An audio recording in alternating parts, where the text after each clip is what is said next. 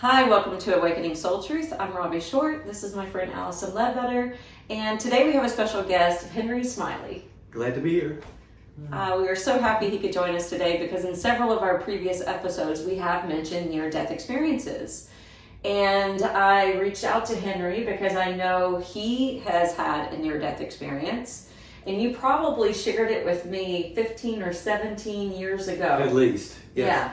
Yes. So Henry was actually one of you were the first meditation teacher I had in Nashville. Right. Yes. Yeah.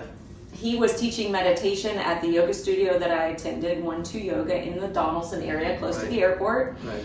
And I had been trained in meditation, but was so excited that you were offering that at the studio. And when you were offering your meditations at the studio, I remember it was always an amazing meditation, but you would come up and you might touch our shoulder or pat us on the back and you might whisper something in our ear. Right, individual. Right. Very individualized. But it was then that I knew you were kind of tapped into something extra. And I think later on, as we got to know each other, you actually shared your story with me. So that's why we're interviewing hw.smiley right now. Do you mind just sharing I'd be your delighted story? to. Yeah. My near-death experience was the day after Thanksgiving, fall of 1993. My wife and I and my 13-month-old daughter had traveled to Jackson, Tennessee to get out of town for the holiday to kind of have some time with friends and relax a little bit. And so we were in a house that I had never been in. So we were on the first floor. They had a basement and then they had a second floor where the couple had their bedrooms and did the evenings there. So we brought a bassinet for our daughter. We went to sleep. I was exhausted. I'd been out of town a couple of weeks and so I was incredibly tired. So around 1 a.m., my daughter woke up and needed feeding. So we had brought some extra food for her. So I warmed up her milk in the kitchen, which was just directly outside the bedroom, for just a few seconds. And then since there was no other light on other than the light of the bedroom, I didn't have the kitchen light on because I couldn't find the kitchen light. Oh, wow. So as I'm walking straight back toward my bedroom, I didn't know or see that I was walking into a stairway. There was down 17 stairs to the basement there. You would have to dogleg to the left to go around in order to get to the light. So I immediately fell down 17 stairs. Oh my gosh. And my wife, of course, heard me tumbling, so she came and she said this was approximately, I guess, about 1:10 a.m. And she heard me falling, so she came, found the light, ran down the stairs, and she said I was unconscious, but I was only out for about 2 or 3 minutes. So I have only 3 3 to 4 second memories, sections between there and 6:30 a.m.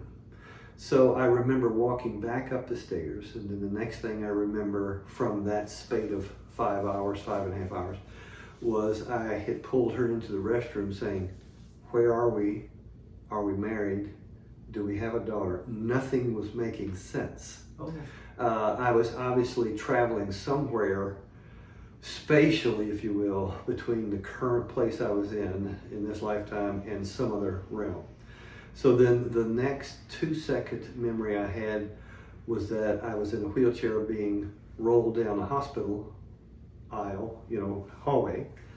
And then the next 2 seconds, I remember waking up on a gurney that was in a side room off the emergency room in the hospital. And I opened my eyes and looked to my left to see my wife and my friend Joe, whom we were visiting. And then I simply closed my eyes again. And at some point after I closed my eyes, the memory of my near-death experience came full flush back to me. So I was in a space where there were no evidence of time or structure or light per se. my awareness was more of my consciousness. I was not in physical form.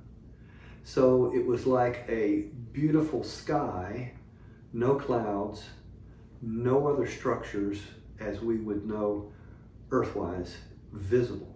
I was completely calm, completely aware that I was in some other space, but conscious, without a body. And then to my right, there was an oval shape of light, at least 5 feet tall, that started wafting toward me. And the ovoid or oval shape of light stopped about 4 feet from me. And I heard a voice, it was a feminine voice, saying, "Do you want to go forward or do you want to go back?" And I had no anxiety about what was happening, no anxiousness, no wild fear of dread, no fear at all. I just quietly paused as my memory has put it back together and said, well, I have a daughter that I want to be a father to. So if I have a choice, I'd like to go back. Immediately, I noticed another oval of light behind the initial one. And I was told that this would be the guardian that would take me to the next realm if I chose to not go back, to go forward. And so the voice of the feminine entity, what I perceived to be my guardian angel, spoke again and said, "Your wife and daughter do not need you." And that didn't upset me either, because I knew that life was incredibly bigger than one individual. And that my wife and daughter would still have productive, loving, wonderful lives without me in them.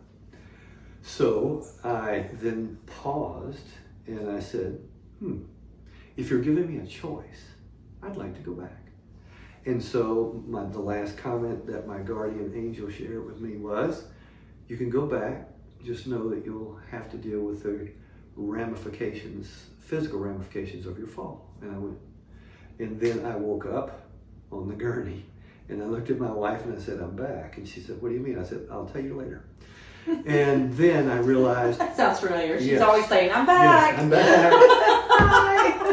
back. So I realized my hand, my wrist and arm had been loosely wrapped. And so my wrist started throbbing. So I looked at my wife and I said, "This is probably broken, isn't it?" And she said, "Yeah. And the doctor wasn't going to put a cast on until you got back in your right mind." They had done a scan and I had a mild concussion, but it wasn't a significant event. And so the doctor didn't pay any attention to the gibberish of all my questions. My wife and my friend said that I constantly was asking questions about the reality of where I was because nothing made sense. And so then that perception that I picked up in that moment developed over time. In the following year, I sat down to start meditating. And as I shared with you wonderful friends earlier, I'm in the 31st year as of this September, taking time every day at the end of the day to clear the belfry, to clear that space as best I can. Yep, it's a beautiful space. So many questions. I know. Can I start with Sure. when you were in that realm of no structure and experiencing that, did you feel an overwhelming sense of love and peace? Or what was the feeling? Total peace.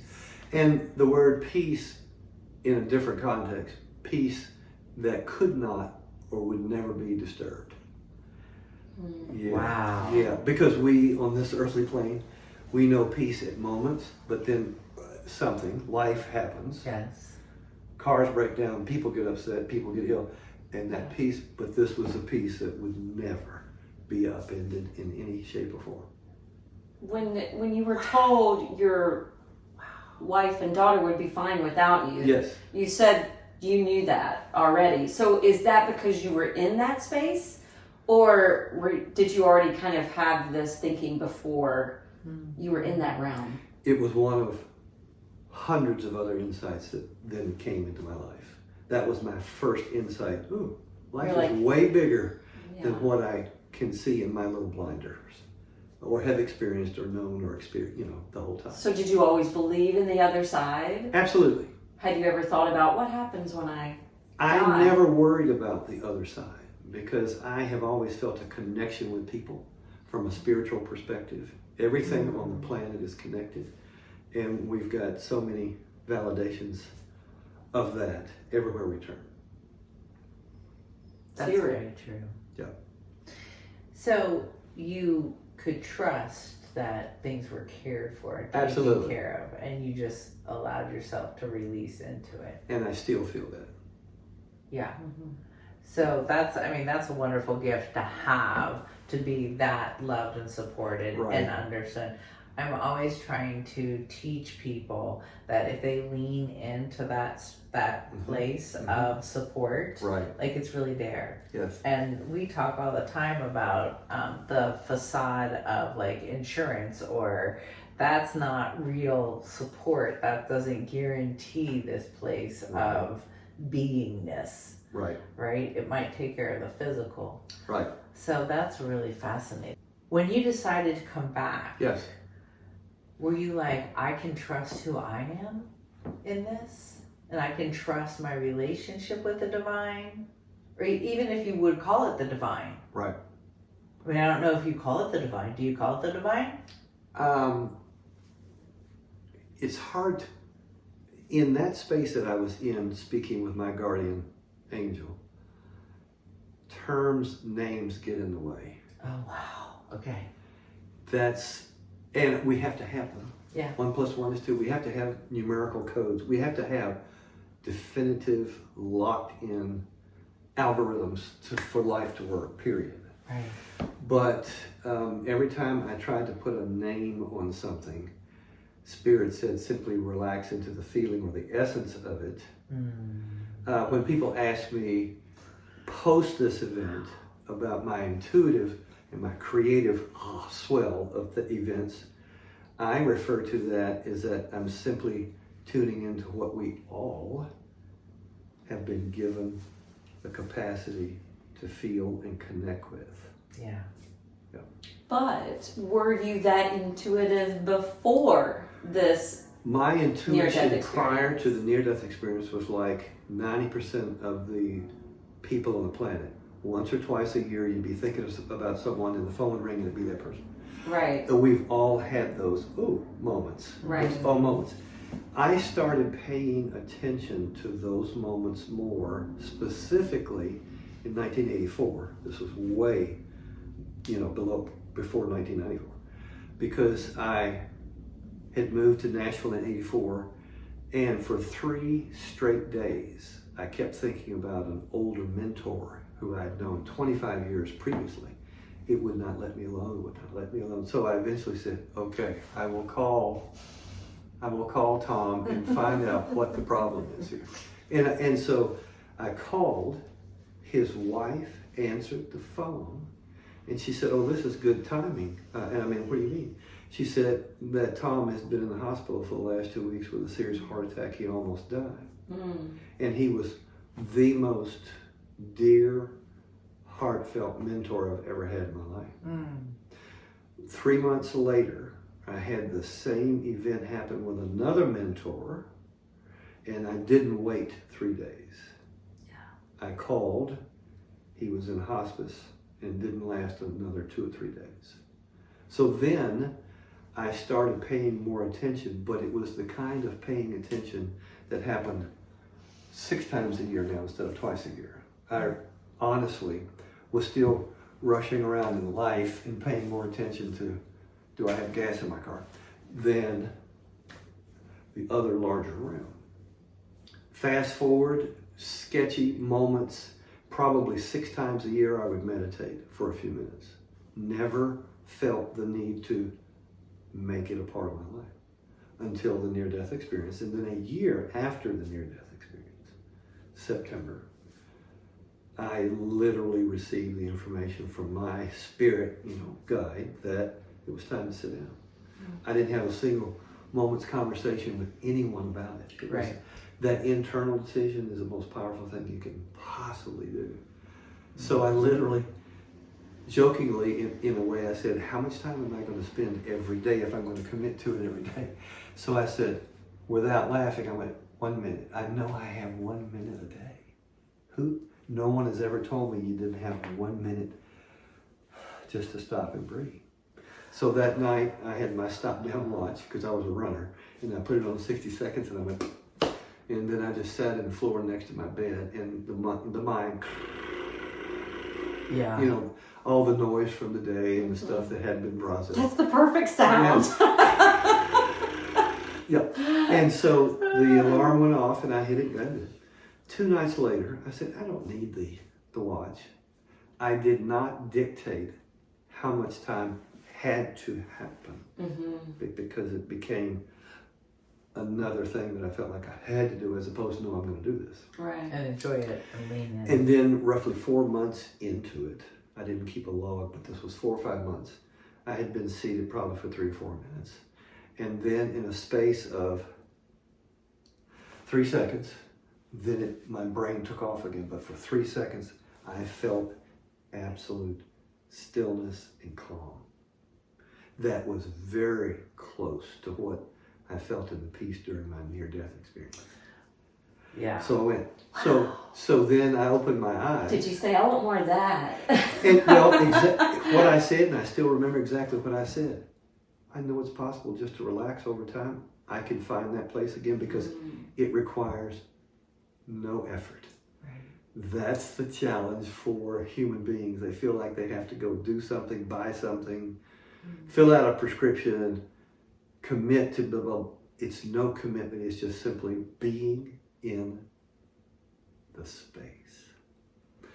Then, over the next 5 years, and I can talk about 5 years because I was in my 31st year. Over the next 5 years, every 3 to 4 months, I would feel less time needed before I felt the space. And now today, 80% of the time, I can take 2 breaths Drop and I'm there. in. Yeah. So I know where the place is. Yeah. And it's about letting go. It's absolutely, and I discovered that it's about letting go of biases, arguments, unrelinquished relationships, decisions that never agreed with who you thought you were, past arguments that you refused to let go of, an inability to love myself as deeply or more deeply than I wanted to love others, etc., etc., etc. So do you think that's training or just dropping into the familiarity of it? You have to drop into the silence. Because I find that I can get there quick too. Mm-hmm. Yeah. Mm-hmm. I love the how well you stated it is a releasing of all the judgment, of the preconceived ideas, Right. and that you can genuinely just be at peace. Right. And I think if we could do that culturally, if each of us could do that, Right. and really let go of this external world and how loud it is. Right. I recently had the experience of being in that state, and then coming out into, like, out of the house. I was actually in a public place when I was experiencing the silence, and I came out and I was like overwhelmed by the sheer chaos and just the noise, and it touched me so deeply. It actually kind of broke my heart. Like, this is what we've produced. And if our goal is truly this, and that silence and acceptance in place, what we've created is so much noise, not just happening in here, but in the external world. And it was so palpable to me that I was like, I literally retreated into my house for a couple days. Like, I'm a little bit panicked now. Going back to the space of meditation always, or this place of peace, reassures me. But I think culturally, we really need to do some cleanup. Mm-hmm. And again, you don't want to judge it. However, once you experience that place Right. of peace, Right. you want others to know it. You want to share it with them, and you want them to spread that to others. Mm-hmm. There's a common expression that says, before you speak, ask yourself, is it kind? Is it necessary? Is it true? Mm-hmm. And the yogis will take that a step farther and say, and will it enhance the silence? Ooh, Are you going to contribute? Mm-hmm. Like, what are you contributing beyond the Mhm. silence? Mm-hmm. I think if we could ask ourselves that more. I've got to add that to my repertoire of, before making any comments to the teenagers, just be like, is this going to help at all? Yeah. Yeah. I think the immediate feedback we get generally, if it's helping, is that you'll see people relax a little bit Yeah, more. soften. They'll soften a little bit. And if you're lucky, they look to be a little lighter. Mm-hmm. And I use that element of you may feel lighter in some of my past meditation exercises. You may feel lighter now, and a third of the classroom felt like they were floating. Yeah. So you've got to detach from corporeal earth. You've got to be connected to the planet because it's a anchoring place. It's where we get our positive ions from the planet. Yes, but we've got to have moments yet. So let me ask you, because I know you have psychic abilities. You've not said, hey, I'm psychic. You've never told me that. Mm-hmm. But there have been moments that you've shared something with me. Right. And if you weren't right on point. Mm-hmm. And do you want me to name a few of those?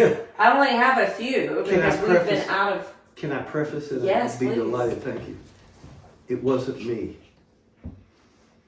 It was spirit sharing the information. Okay. And I was merely Do you hear it or do you see it? both.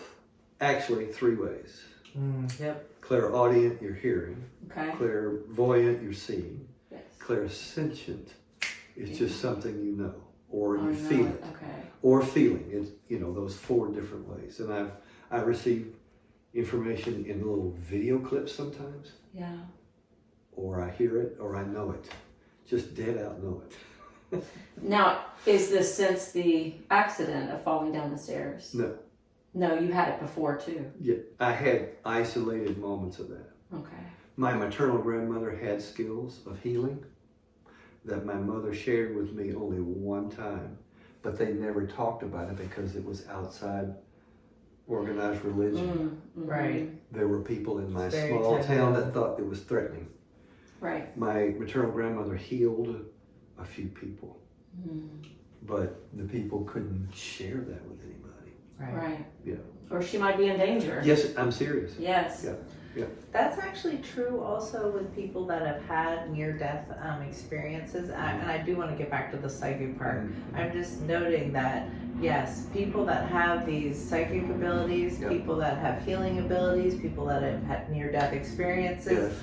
all are under scrutiny from the people that believe in the physical world first. Correct. Yeah. And that fear can be very judgmental and on that. So, Or so inundated in the dogma that puts Yeah. things in a box that Yes. shouldn't be in a box. Yes. right. We talked about that earlier. Well said. Yes. Can't shove it in the box. Right. So your abilities really, and I teach, come through meditation, Uh-huh. through listening to the stillness and Right. having that deep relationship. Yes. It happened Yeah. over time in meditation. And you, obviously, your meditation has just helped that to expand, I'm assuming. Absolutely. Right. It's the most viable, important part of my life every day. And one of our first few shows that we ever did on Awakening Soul Truth was all about intuition and how everybody has this Correct. ability. Correct. Absolutely. And we were talking about the importance of meditation and how that could tap you in and open that channel even Mhm. more. Mm-hmm. Quick, for the first 5 or 6 years, I would ask questions in my meditation, as I shared with you earlier, and then wait for an answer. Mm-hmm. I didn't always get an answer, but I didn't get upset if there was no answer. I just said, I'm going to be an open port and see what comes through. And when the intuitive thoughts kept coming in, some of the thoughts were about past experiences for the individual, current or future and so I simply asked, how is it?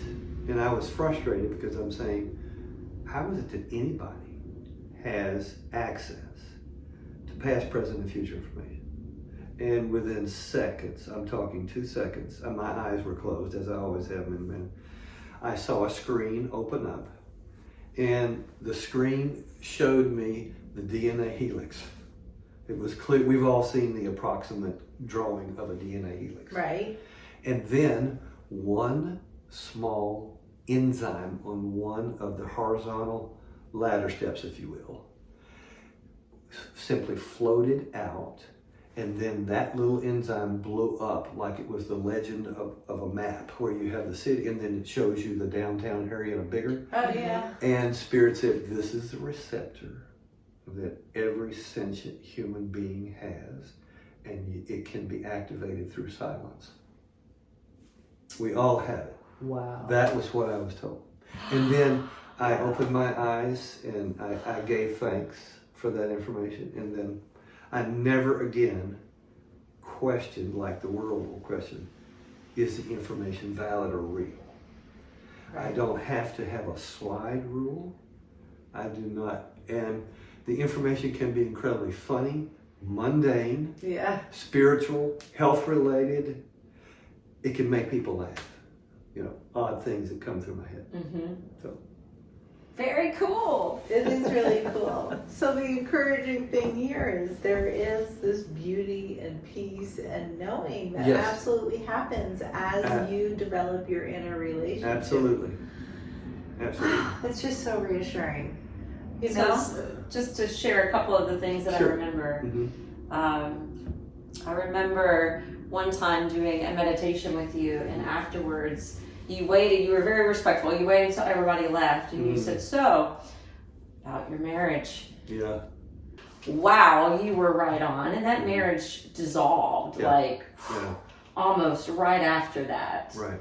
And I found proof of exactly what you were talking about. Mm-hmm. Mm-hmm. And then, not only within a year's time, I did another meditation with you, and I think we were sitting in the tea shop. Yes. Next to the yoga studio, and you said, "You're getting ready to move, and you're going to have a yoga studio," and you described it. Yeah. And what was fascinating about all that was I had literally just put my house on the market. I hadn't told you that information. And it was in 2008 when the whole real estate market crashed. Yes. Yes. And so I knew that I was going to be able to sell my home, even though this was happening economically in the country. Right. And the studio you described was a studio that I had just started teaching at part-time to help a woman keep her doors open. Right. And so the wild thing was, and you said, you got more specific. You said it's not going to happen the first time, it's going to happen the second time. It was clearly the second time.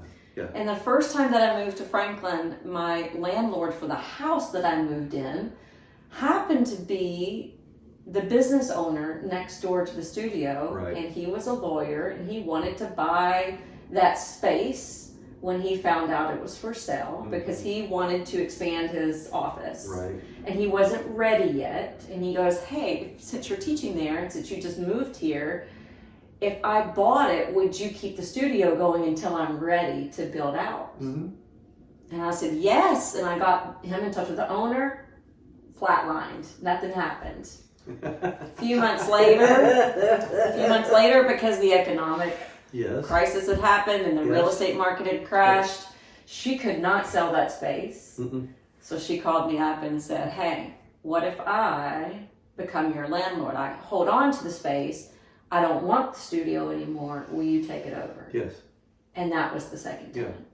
It's about being aware, and this is an important point. You've got to be quiet to feel the timing of events. Mm-hmm. Human brains wants everything. Now, it's a fast food analogy. You know, you want to drive through and get your food immediately.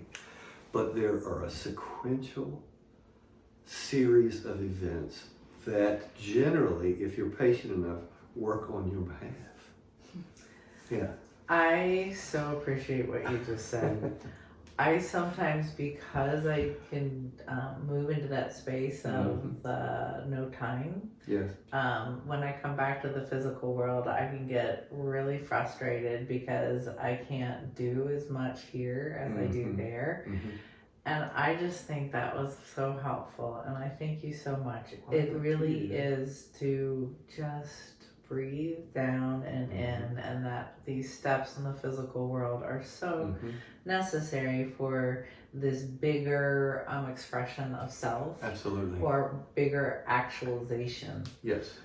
I mean, I literally get just so frustrated. I'm like, why isn't this all happening now? Or why can't I pull it all together right now? Like, you know, and just to breathe through it. Living is about accepting all the entanglements that we all have to moderate through and move through. There are times when there's a red light. Okay, I will wait. There are red lights in life. Yeah. There are moments when you can drive the speed limit. There are moments when you have to be present where you are. And then the value of what you learn then is that Spirit will guide you if you stay still. Absolutely. And it's about staying still. Well, The acceptance. There's been a couple of things that have already come up in conversation. Another time where I hadn't seen you or spoken to you, I mean, years had gone by, at least a decade. And you called me out of the blue and said, Robbie, you came up in my meditation. Right. You're not safe right now. Right. You need to... You were wanting me to be forearmed that I was in danger. Right. And you told me who. I'm going to keep that private here. Sure. But a few months later, sure enough, all that information comes out. And I am so grateful to you for that, because there were some moments, because I'm a person that I will look fear in the face. I don't like fear, and I choose not to drop into fear. Yes. And then I could really buck up. And there has been a couple times on the streets of Amsterdam in dangerous situations where I would buck up to the person. I don't know if it's the red hair or maybe or I don't force. know. She's got such tremendous physical force. She does. Whoa. But it was so helpful.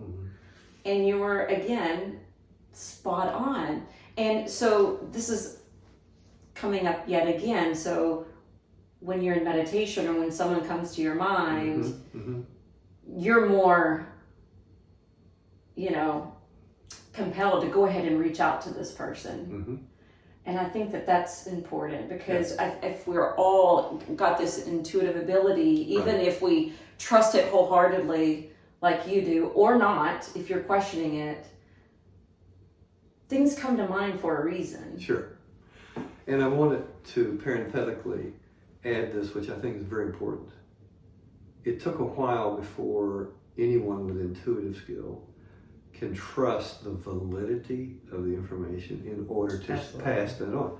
There is a sentient respect for each person you are around to not invade their privacy. Absolutely. Yep. That is the first thing I tell anyone who comes to me for a reading, if you will. Right. I said, I respect your privacy. These are the things that I sense around you.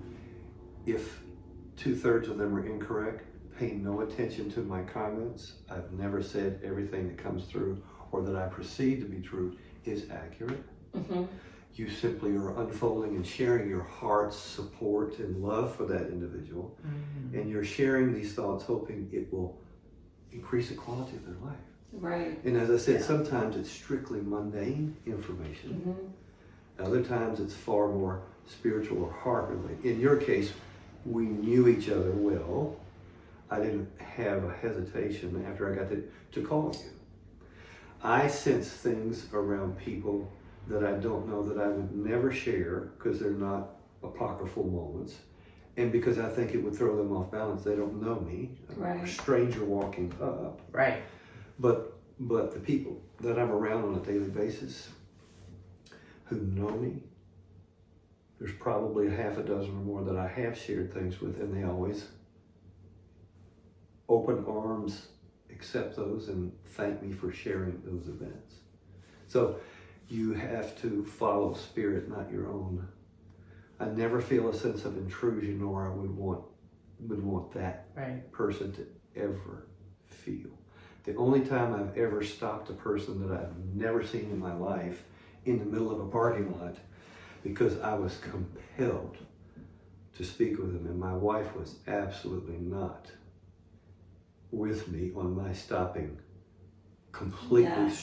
a complete stranger. But the information I shared was accurate. And if they paid attention down the road to a caution, a serious caution I gave the person. Mm-hmm. I saw them traveling to Vegas and they were going to make bad decisions.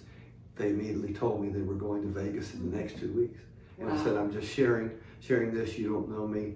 Thank you for letting me share that with you. And I quietly walked away. Yeah. I think you've said some really important things. One, when you are at this heightened place of awareness and connection with your own self, there is a sense of complete respect for other people. And it's not like reading their minds all the time, because people get weirded out by me, right? I'm like, I'm not reading your mind all the time. Is the information there? Yeah. Do I need to look at it? No. Yes. And it's only when it's almost like the acceptance piece, the love piece, the I love who you are, I respect who you are, is overpowers the need to be, hey, by the way, this is gonna happen in your life, and da da da da. And so there's a resting place, I think, also inside of people that are really psychic, of just like acceptance of who people are. Right. And then and only then can you maybe make a move when you're called to do it. Sure. I hugged a random woman at a restaurant one time. It was like every part of me knew her. And I was with a woman who was a school friend, and this woman comes in and she was so sick. And I could see it, and I knew her with all of my being. And I just stood up, and she stood up, and I hugged her with all, I didn't cry, because I hugged her with all my might. And I was like, you're going to be okay. And I like literally was like, okay. And I walked out, and my friend was like, what just happened? And I was like, I'm not actually sure. Yeah. Because I wasn't sure, and it's just to step into the place of listening. And That's right. Love. You know, the reason that the majority of people don't give way to the silence is because it makes them uncomfortable. Yeah. I understand that. Yeah. And We're judged. Yes. Or they feel like they'll be judged if you ever Come out with it. come out with something that's not. And then sometimes they don't believe you because you don't come out with stuff. Right. You know? And it's like, I'm not here to be psychic for your ego. That's right. That makes me crazy. They're like, because I can hear their thoughts. I'm like, yeah, I'm not playing. The one other thing I want to share, when I had a best friend, roommate in college, that unfortunately passed away in 2016. So this is going back a little bit too. I called you because I had discovered my phone was going off while I was teaching yoga. I ended the class and checked in to see what is going on and found out that she was in a coma in the hospital. And when I got home, you know, it was disturbing me because I was like, do I need to make a trip to North Carolina or do I just stay put? I was so torn about what to do, and I was like, I'm just going to call Henry. And I reached out to you, and I'm like, Henry, what should I do? And you said you didn't really feel the need for me to rush over there. She had already transitioned she had made partially. her She'd made her choice. She I was think. going to transition before you got there. And I remember sharing with you that the love you could share right where you were to her spirit would be more helpful than you being there physically. Yeah. I'm going to cry. Yeah, you remember? I do remember Yeah. because Yeah. I had 2 moments with her before she passed that were so powerful. Mm-hmm. One, I went and sat in meditation. Mm-hmm. And I thought, I'm going to sit and meditate and I'm going to take myself to her. Mm-hmm. Mm-hmm. And I had never tried to astral travel or anything of that nature. Right. You know, I'd heard the term and I got in meditation. I was like, I'm going to her Mm-hmm. energetically. Yes. And Yes. I did. And in my meditation, she was lying in the bed and I went to call to her and her body was still laying there, but her spirit came out. Yes. Yes. And we danced. Oh, awesome. Awesome. And then she went back into her body. Mm-hmm. And I knew, I'm like, she's got a taste of the other side and she's not coming back. Yes. Yes. And right after she passed, or I can't remember, it was right before or right after she passed, she had given my son, was, you know, what is that, 8 years ago now, Yes, so he's 8. 17, so he Right. was 9. Mm-hmm. He was playing a song from his stereo in his room. Yes. And it reminded me of the songs that Kelly and I used to dance to. Uh-huh. Uh-huh. And so I ran in there and I was like, who is this? And I turned it up and he grabbed his paper guitar that she had gifted him Yes. and was playing it. And I saw this beautiful rainbow kind of apparition, I don't even know what to call it, come through the window. I'm like, she's here. Mhm. And again, I did a dance with her and my son was just playing and playing and playing that guitar. And after the song ended and that was done, I sat and cried. And he was like, Mom, it's okay. And I was like, it is okay. And I was like, but what made you pick up that guitar? Because he had other instruments, other real guitars. And he said, because Kelly gave it to me. Another affirmation that Yeah. your love was received and she was reflecting that. Yes. Beautiful. Loving So thank you. Absolutely. I get to thank you in person now. That's wonderful. That's wonderful. So I have a question for both of you, Mhm. and this is for anyone like me that feels like we're still trying to get there. I feel like I'm there when I turn on my Reiki hands. Right. Right. Like when I turn on my hands with Reiki and I'm working one-on-one with someone, I get all kinds of intuitive impressions. But if I'm not doing that practice, it's not that I'm not intuitive, because I feel like I am. Sure. I am intuitive and I do get messages, but maybe not so much with someone sitting next to me or someone in the room like you guys are talking about. So is that just a skill? Is it something that you've honed in on? Or is it just so innate with you guys? I mean, I think it becomes the now moment and it's just information. And so I think the more you relax into the now moment, it's just there and it's acceptance. Okay. It's acceptance and love. What's your thought? You know, I've been asked many times about what true insight feels like. How do you see it? How you feel it? It is a feeling. Yeah, it's a feeling, definitely. And so I came up, Spirit gave me an analogy, you know, like it did about the past, present, future. And the analogy was, I'm going to mention an object. A bright, red, delicious apple. You have a picture of that in your heads already. You see that? Spirit said, what I discerned to be accurate spiritual information was that the image I had of the red apple, which I also can see in my head, the information from Spirit is even more subtle than the image you just saw. Yes. So that it virtually is even more intense, deeply inside your soul, so to speak, or speaking to your I get spirit. what you're saying. And then as I shared with you earlier, there's infinite levels of how low you can go and sense things. Yeah. So over time, I trust that information in absolutely explicitly when it comes in that subtle place. And then I don't hesitate. I'm going to share it immediately. I'm sharing the information because it's not going to be information almost ever that would embarrass somebody, even if I said something in public. Mm-hmm. Point in case, I was working with a talented singer once. She put a band together and was going to do a concert. And when I said, "Who are your band members?" and she listed the names of everybody, and when she listed the name of the bass player, I said, "Have you checked his schedule?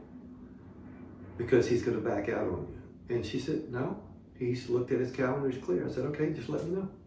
I saw her a week later and I said, "How's your bass player?" and get this, she said, "He's still cool." I said, "All right, I'm not going to ask you anymore. Just let me know when he backs out." Because I looked at her and I said this, and then that second week I said, "Do you have a backup you can call?" She said, "I do," because they all have a list of instrumentals. Yeah. And I said, "Keep it handy." 2 weeks later, she texted me. The bass player left, but I got a backup. So it's mundane information. I said, it comes through. Yeah. She listened. I had another dear friend and her husband who were traveling to Israel. This was probably 8 or 9 years ago. And I had already offered some insights to both of these individuals. We were close friends. We didn't see each other often. But they were aware that if I'm going to share information, at the very least they will listen, you know. Mm-hmm. So I was saying back to them, "Oh, you're going to Israel. I hope you have a fabulous time." That's all I said. And then her next text to me was, "Do you have any insights?" And as soon as the question was asked, and this happens with me and probably others, as soon as someone asks me a sincere question, I will immediately have a thought. Mm-hmm. Now, I started typing within seconds. Now, get how funny this is going to sound. I said, "Now that you've asked me, I do. This is what I'm seeing. Pack a second makeup satchel bag. Someone is going to get in your luggage between here and Israel and steal your first bag of makeup." Oh my goodness. And I said, "I realize this is random, but you know me." And she went, "I will pay attention." So 3 months after they got back, I knew they had gotten back from Israel. She didn't contact, so I just picked up the phone and I said, a text, and I said, "So, any issues with the makeup bag?" She said, "Someone grabbed one of the makeup bags, and thank you, I had a second one." So when you get that information, I just pass it on. Yeah. And it can be so random. You It's just don't- random. Yeah. It's very random. I see health issues that people are ignoring, and then I pass those on. Yeah. I had called a dentist once. This was 25 years ago. I'd been in his chair multiple times, never had any insights. He was just a delightful, intelligent man, and our relationship was as loose and relaxed as this. And then It's nice to have it with a dentist. Yes. So immediately while I'm at my office that particular day working, in comes this thought that he needs to immediately get a full physical checkup. Oh, wow. So I called him. He happened to be not with a patient, but in his office. He took my call. I didn't think I was going to leave a message to please call me. He answered, and so I just said to him, because we had never talked about intuitive things. You're so much braver than I am. So I said, "Ralph, this is going to be a brief but completely probably different conversation than you've ever had." He said, "Shoot, I'm okay." I said, "How are you feeling physically right now? I want to share some thoughts of what I'm sensing right now. How are you feeling physically?" I just said it loosely. And he said, "Literally, now that you ask, I feel like crap." And so I immediately said, "You need a physical checkup in the next 10 days immediately. I'm telling you to go to the doctor." Oh, wow. And then he says, "Well, how do you know that?" I said, "Listen to me, you're not listening. Please get to a doctor." I didn't know what the problem was. So he said, I'll think about it. The following week, he went for a full physical checkup. He had blockage in 3 arteries. Wow. He had surgery the next day, and the doctor told him, Yeah. statistically, based on the blockage they found, he said, let me take this back. He did not have surgery. Let me get accurate here. They found the blockage, but it was at a point where the doctor said, if you do a drastic change in your diet immediately, this will disappear. They caught it early. That's what it was. Nice. 3 months later, he called me, the dentist called me and said, I've dropped 80 pounds and I just left my doctor. All the blockage is gone. Wow. Wow, that was a beautiful Yes. moment. Now, a year later, I had to quietly got to call him. He's put serious weight back on. The blockage is coming back message. Mm-hmm. And I called him. I did not share that with him. I just said, how are you doing physically? He said, well, I put most of my weight back on. I said, pay attention to it, guy. You know, I was not, it took him a year to get back in the other pattern. So when the emergencies come, I just pick up the phone immediately and go. Yeah. You Wow. know? And he wasn't insulted. Yeah. You know? I think, do you have any, so meditation and being in that place of peace is your knowing now. Yes. It's your way of Yes. life. Yes, it is. Is there any other advice or hope or thing you want to share with our audience about how to live their lives from a spiritual place or whatever it is you're Yeah. doing, you know? You know, the thing which I encourage all my friends to consider is to slow the pace of life down whenever and wherever they can. And the pace of life for different individuals. I have counseled people who were single parents, 2 full-time jobs, and there wasn't a way to slow it down. There really wasn't. Yeah. And so what I would then do with the individual would be some clearing exercises to try to release some of the tension in that moment I'm with that person. Mm-hmm. And I would either do that on the phone, because I do phone conversations as well as being in person. I prefer phone, actually, because I do phone conversation with people who are in any state in the United States. But it's a place where you can get them to relax into that space. But each of us has patterns. Everyone has patterns. You got to be quietly willing to review the patterns and to make as many subtle changes as is possible. Lots of the time, I think a lot of the time you have to say no to close friends to do too much things externally. Yeah. And you need time for self-healing and self-love. And a high stress, high pace, fast lifestyle doesn't afford you, at least in your perception, to be able to slow down. So I have blocks of time in every week for slow down time. It's on my calendar.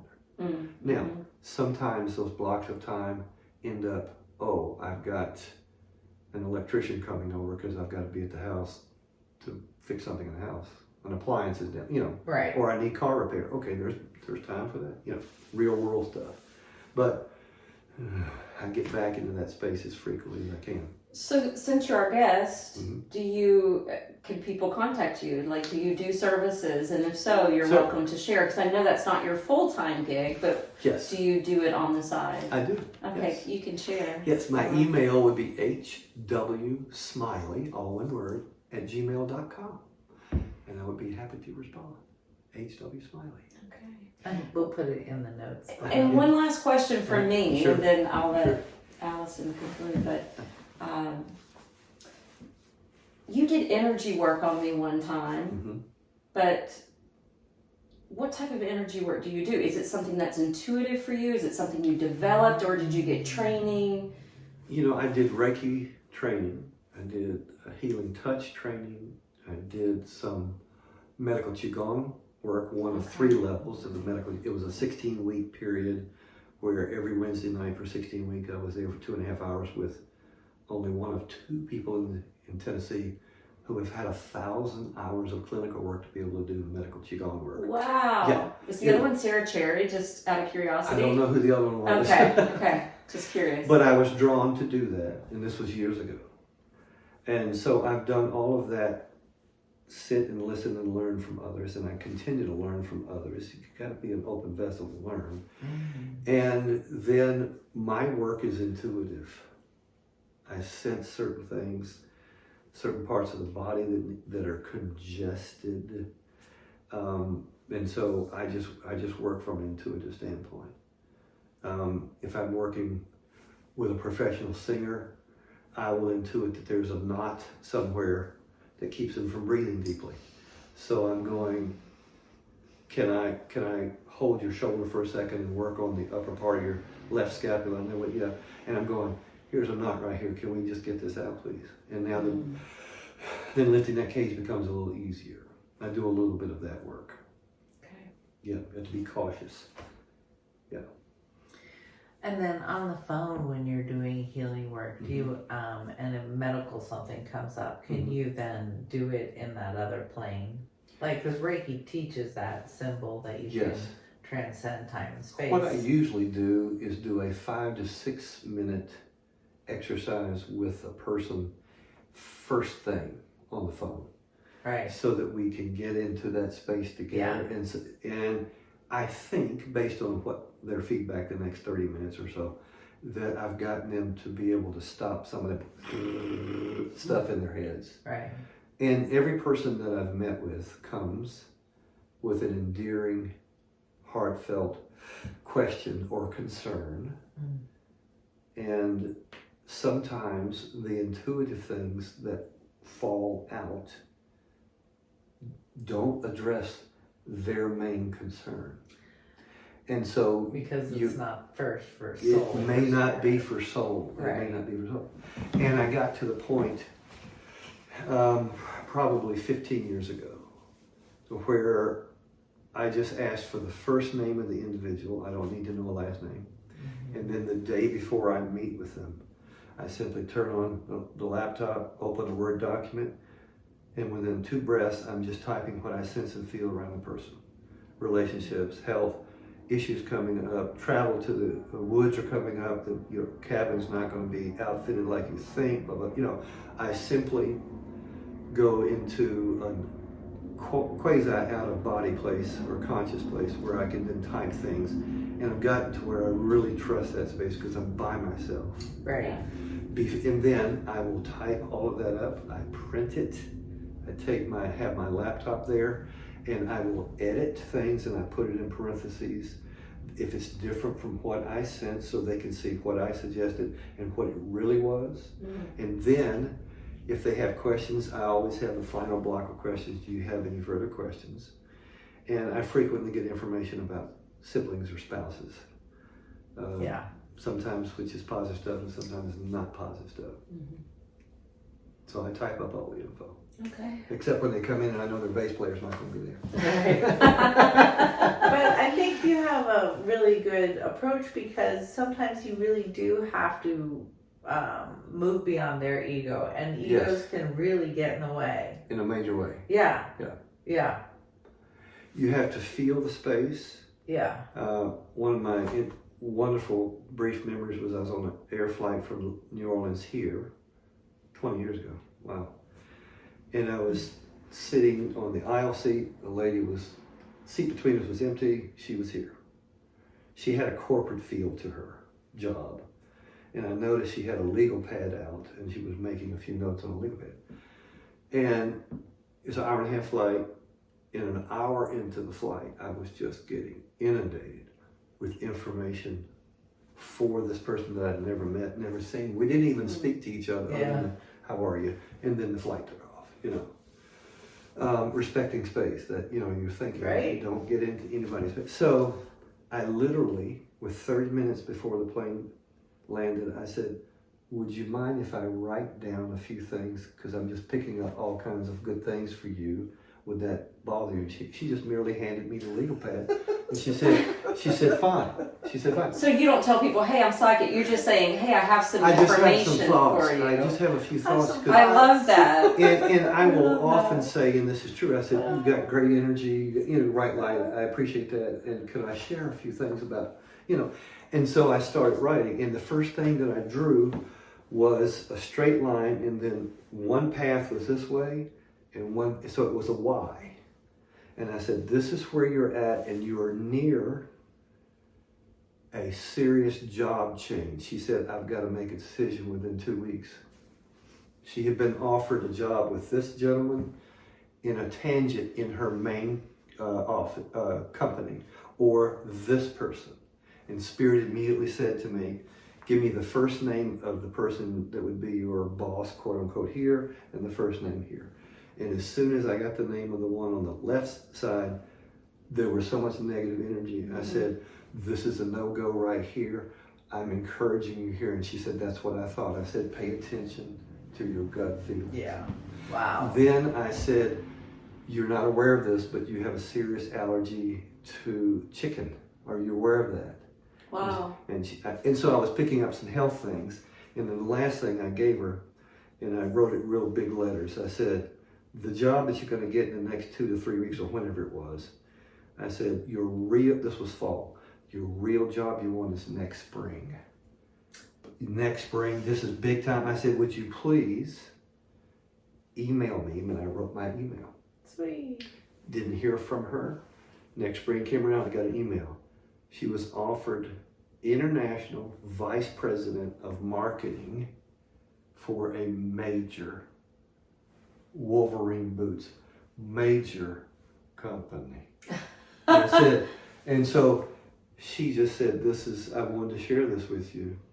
And so How cool that she came back to share. And I said, be careful. I said, I'm positive you know how much is going to be required of you in terms of hours a week. This has potential to burn you out, but I know you love what you're going to do. Make certain you take care of yourself.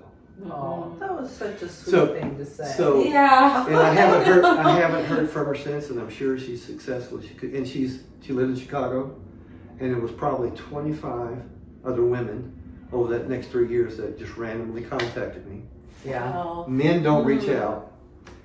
Men are locked in. Wait. Lately, literally in the last couple months, I've had a lot of men. Wow. It's such a turn. Wow.